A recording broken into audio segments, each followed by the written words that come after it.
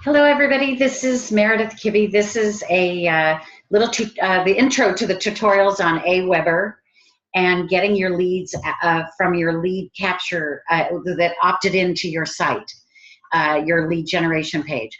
And I'm actually recording this after I recorded everything else, but the main reason really was because I forgot to say that these autoresponder companies say it's very important that you use a paid email, not like a Gmail or a Hotmail.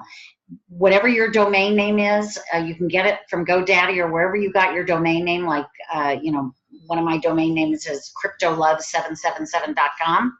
So I have an email address at meredith@cryptolove777.com.